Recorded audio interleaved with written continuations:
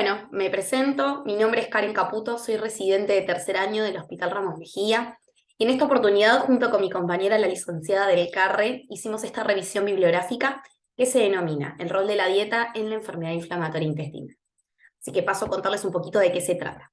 Bien, para introducirnos en tema, saber que las enfermedades inflamatorias intestinales abarcan un espectro de trastornos inflamatorios crónicos y multifactoriales.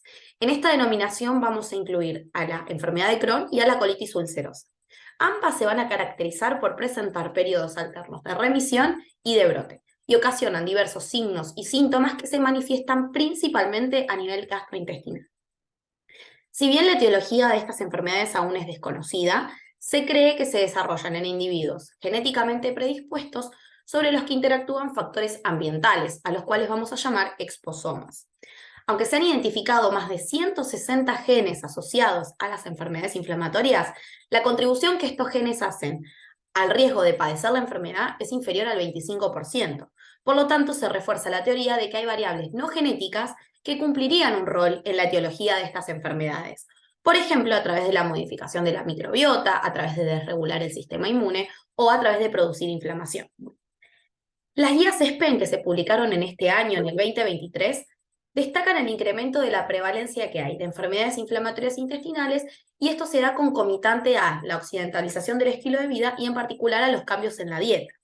También, como algo interesante, mencionan la posible relación entre las enfermedades inflamatorias y la obesidad, dado que los obesos presentan menores tasas de remisión y mayor riesgo de evolución complicada. Por lo tanto, podemos pensar en qué rol cumple el tejido adiposo respecto a esa actividad metabólica o inmune. En cuanto a la terapéutica actual, con sus 4 pilares acá mencionados, la inducción y el mantenimiento de la remisión, corregir las deficiencias nutricionales y prevenir complicaciones son sus principales objetivos. Actualmente, la farmacoterapia es el principal método de tratamiento, dado que modificó positivamente el curso de estas enfermedades. Por lo tanto, la intervención nutricional, que es lo que nos compete a nosotros, es en la actualidad una terapéutica complementaria a las terapias tradicionales. Sin embargo, en los últimos años se empezó a pensar a la alimentación como un exposoma más, y se han investigado diversos enfoques sí que pudiesen colaborar en restaurar la fisiología de la mucosa y también reducir la producción de citoquinas proinflamatorias, ¿sí? Tal como mencionan diversas investigaciones, las citoquinas inflamatorias van a estar interviniendo no solo en inflamar el intestino y producir diarrea, sino también son responsables de otras manifestaciones, como las extraintestinales, de los pacientes, por ejemplo, las artralgias, la producción de fístulas en el Crohn o las neoplasias en la CU. Por lo tanto, nuestro objetivo fue evaluar la evidencia a la fecha respecto de qué rol cumplía la dieta y si tenía que ver con la inflamación, y qué posibles terapéuticas dietarias contribuirían a inducir remisión y a contrarrestar o corregir lo que es la desnutrición. En cuanto a las estrategias de búsqueda, hemos utilizado artículos publicados desde el año 2000 al corriente año, obviamente, que sean de interés en la temática.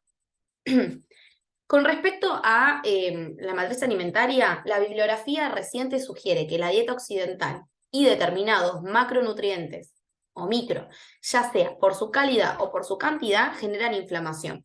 Y esto lo hacen por 2 mecanismos, ¿sí? Por influir directamente en las respuestas inmunes de la mucosa, así como también mediante mecanismos secundarios al alterar lo que es la microbiota intestinal.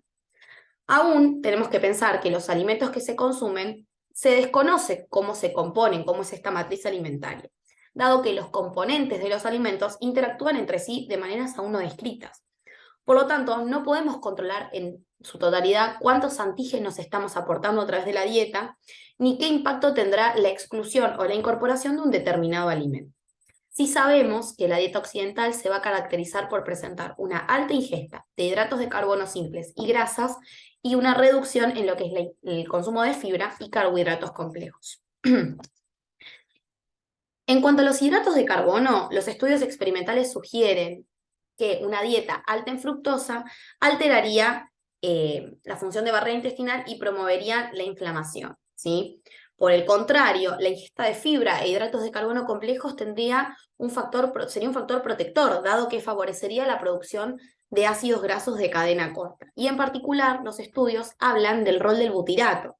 ¿sí? El butirato suprimiría la inflamación, ya sea por inhibir la transcripción de citoquinas proinflamatorias, así como también aumentar la diferenciación y población de linfocitos T reguladores de la lámina propia. Además, se vio en modelos animales que mejoraría la inmunidad innata a través de regular lo que es la expresión de las defensinas y catelicidinas, que son péptidos expresados de manera endógena que tienen actividad antimicrobiana. Por lo tanto, un consumo bajo de fibra provocaría el catabolismo de la capa mucosa, aumentando la permeabilidad y favoreciendo el contacto entre las bacterias y el epitelio intestinal. En contraposición a esta teoría, Chan et al. Realizó un estudio multicéntrico en el año entre 1991 y 1998, un estudio multicéntrico de 400.000 personas, en donde se evaluó a través de un cuestionario de consumo la ingesta de determinados alimentos y luego se siguió a ver quiénes desarrollaban CU o Crohn. Como conclusión, este estudio no halló asociación entre la ingesta total de carbohidratos simples y complejos y el desarrollo de Crohn o colitis ulcerosa. En cuanto a las grasas, hay diferentes investigaciones, ¿sí? Uy, se me fue, ahí está. Diversas investigaciones, principalmente in vivo, que concluyen que la elevada ingesta de grasas produciría cambios en lo que es las sales biliares, ¿sí? Y estos sales biliares se alterarían, aumentando los ácidos biliares primarios y reduciendo los secundarios, y por este mecanismo habría una disbiosis. A partir de este hallazgo, el autor desarrolla un concepto que se llama perturbación inmune inducida por la dieta en un huésped genéticamente susceptible. Este hallazgo resulta interesante dado que hay una característica muy puntual de las enfermedades inflamatorias que es la disbiosis microbiana. Por lo tanto, la alteración de las sales biliares podría ser relevante dadas sus funciones inmunomoduladoras. En esta misma línea, otras investigaciones concluyeron que la ingesta elevada de grasas totales o de grasas principalmente secundarias alterarían la microbiota intestinal. Algunos estudios realizados en animales indicaban que una dieta alta en ácidos grasos saturados indujo la inflamación colónica, aumentando lo que es la expresión de citoquinas proinflamatorias y también alterando la permeabilidad intestinal. En cuanto al consumo de grasas poliinsaturadas, el estudio EPIC demostró que la ingesta de ácido graso linoleico aumenta el riesgo de desarrollar CU, ¿sí? Mientras que la ingesta inversamente proporcional de ácidos grasos omega 3 reduce el riesgo, ¿sí?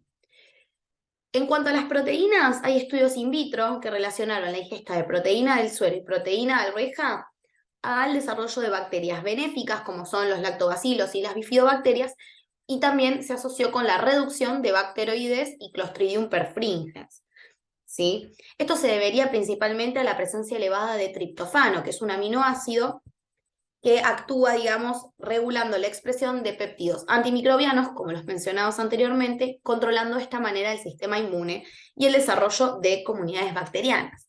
En contraste, la bibliografía también postula que el consumo de proteínas de origen animal propiciaría el desarrollo de bacterias de la microbiota biliotolerantes, ¿sí? Que son cepas no solo biliotolerantes, sino también proinflamatorias.